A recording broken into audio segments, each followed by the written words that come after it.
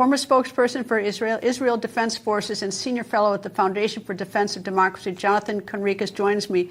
Good evening, sir. And wouldn't you think that by now, with the elimination of so much of the Hezbollah and Hamas leadership, that someone like Hezbollah would sort of get the message and surrender? Because Israel's not going to give up. They're going to keep going until they have all these terrorists. Wouldn't you think that at some point they'd say, "Okay, we surrender"? Good evening, Greta. I'm afraid that is not in their DNA.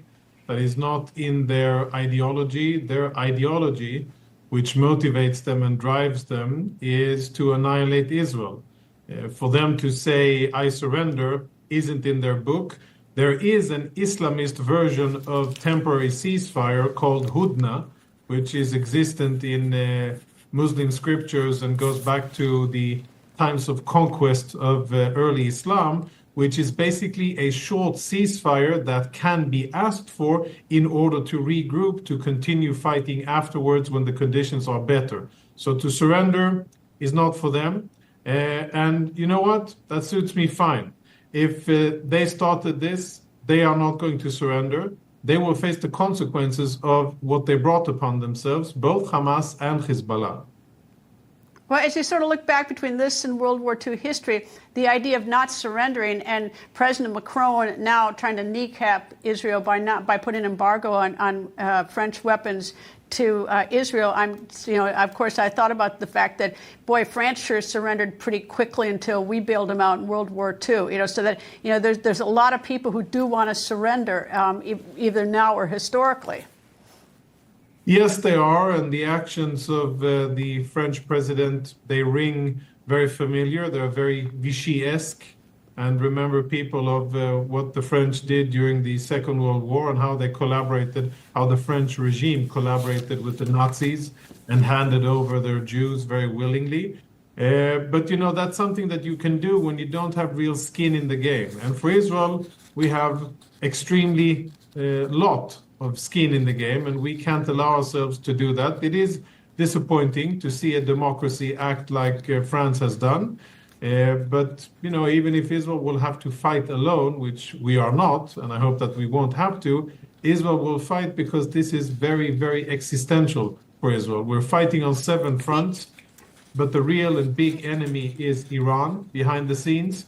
Yes, we're dealing with the proxies now, with Hamas, Hezbollah, the Houthis, and the proxies in Syria and in Iraq and Palestinians. But at the end of the day, the Middle East, I think, will know stability, peace, and prosperity once the Iranian regime is dialed back and not allowed to wreak havoc as it has been for the last 20, 30 years. I would be 100% in favor of working some deal out with Hamas or Hezbollah if there were any indication ever, historically, now, that they had any indication they were anything other than people committing genocide. And even their own charter says that. There is no evidence or not one scintilla of proof that they would ever want to do anything other than destroy Israel. Correct. And the only incentive Israel has to do any type of ceasefire is to get our 101 hostages back. Had Hamas not been holding on to our women, children, babies, and men that they have been doing for 1 year, tormenting them, terrorizing them, abusing them in Hamas captivity, then the word ceasefire wouldn't even be discussed, and it wouldn't be a topic, because, as you say, they wouldn't do a ceasefire for any purpose but to get themselves out of trouble and then to continue the fighting at a later opportunity.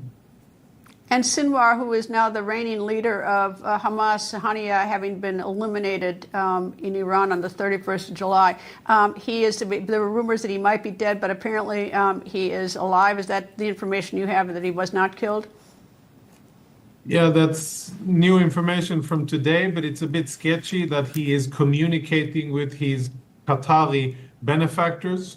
It's a bit unclear when that communication actually happened and in which form, if it was a note or if it was some kind of electronic transmission. So I would use that with caution. When we'll see some kind of official statement from him or other verified Israeli intel, then I would trust that more.